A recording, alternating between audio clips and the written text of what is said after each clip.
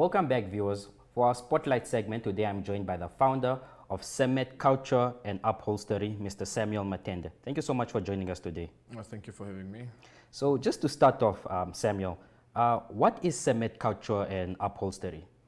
So that's an introduction that you're asking for. So I would say SamMate Couture is a local Namibian company that was actually started up in 2016.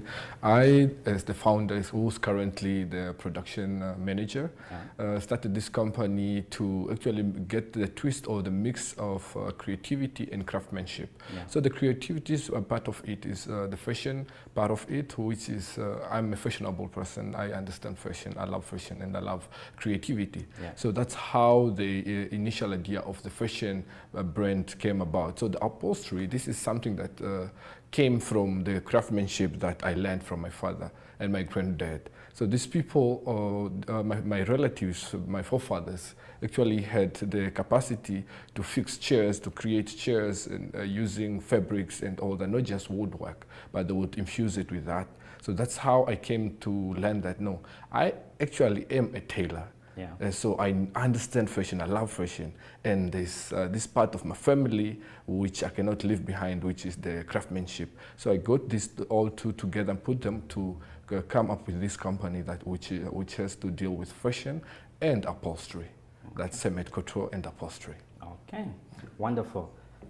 In terms of quality, content and your productions with your upholstery and your fashion perspective of how you do things, how do you maintain the quality of your products, and how does it distinguish your products from your competitors?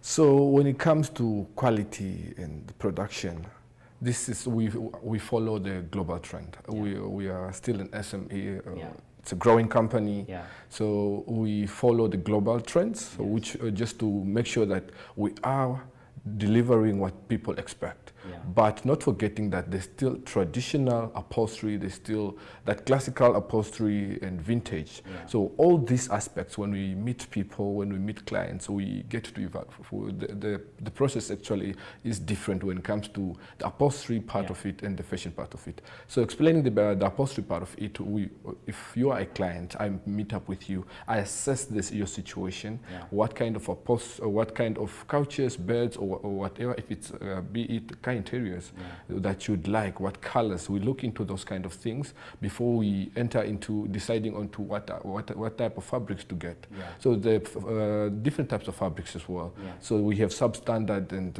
A grade fabrics. Yeah. So all these things come in play, and also the budget of the client. Yeah. So all these kind of things come to play, and following the global trends, we make sure that we keep up with modern suppliers, people that are trying to be innovative, using leather in different colors, because I believe you will never find any model with pink leather, but such kind of things are available. So we try to see all these different suppliers that can help us, and also try to connect with different industry leaders that will give us motivation and also guide us through on how to prosper in this kind of business. So for the fashion part of it, it's actually more of the simplest part, but the most complex, because you are dealing directly with somebody, and since we are a couture means it's a tailor fitted for you, for the client. So it becomes a bit of a challenge, because it's not all clients know what they want. Exactly. Sometimes the client will just come, and then you have to work around their ideas, which they don't even know. Sometimes they're just all scrambled ideas, and you have to work around that to bring up a piece that is appealing to you and both the client and the public as well. Okay. So that's, I believe that's how we follow the trends and also just keep up with the market. Okay. We do see currently now with the market, the employment market is really saturated, so to say. In terms of being an entrepreneur, being self-employed, and running this upholstery and fashion business, would you say it's lucrative? And if so, what advice would you have for people that want to penetrate this industry? What does it take? So every business is lucrative. That's one thing I would say. It all depends who's there, and your ambition, your plans, your ideas, and what is in it for you. Yeah. So you going there with the wrong intention will not serve you any purpose. Yeah. But going there with a clear intention, knowing what you'd like, what you want, is very crucial to any kind of business. So the upholstery and fashion business, fashion never ends, because fashion comes with style, Yeah. fashion comes with trends, fashion is the new thing every Yes. now and then. Yeah. So that can never die. So it's that's why I'm saying it's lucrative, because as a fashion designer, you have your own style, you have your own content, you have your own market. Yeah. Because not all fashion designers do the same thing. Yeah. You'd find a street fashion designer, streetwear fashion designer, a high-class fashion designer, or couture fashion designer, a ready-to-wear fashion designer. All those kind of things come into play. Namibia is a small country with, Yeah. a small population, Yes. which is still growing. We are developing. So all these aspects, and people are trying new things every now and then, new clothing, new designs. People are getting comfortable with expressing who they are. Yeah. So in that case, fashion will never die. Yeah. So for the upholstery part of it, everybody wants to have a beautiful looking house. Yeah. I wouldn't want to come into a house and I just find furniture that does not Yeah. that's not comfortable. Exactly, And yeah. it's a home is a place where we come and rest. It's Yeah. a place where we come and have our peaceful moments. So with this upholstery, because upholstery, it's not just about reupholstering, because it can be from scratch. Okay. Creating a couch from scratch, Yeah. creating a bed from scratch. We have seen that too.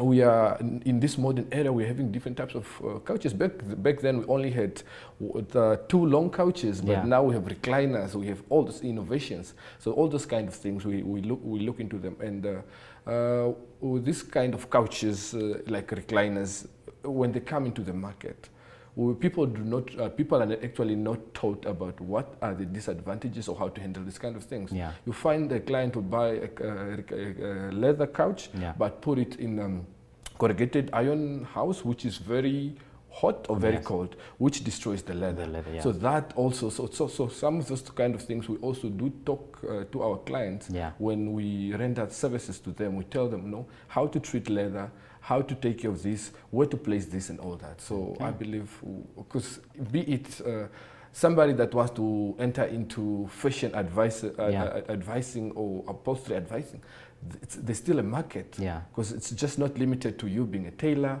or an upholstery craftsman. Yeah. You can always step into the different segments of the fashion aspect of it, or the upholstery part of it. Okay. You did mention earlier about, in terms of your fashion and designing, having clients that really, you're working with clients that really sometimes don't know what they want. You have to really work around the idea and see what is really doable. So I just want to find out, what are some of the most challenging tasks that you were assigned with in terms of projects, and how did you overcome them? Okay, that's great question, because I would say every task comes with its distinctive challenges and Yeah.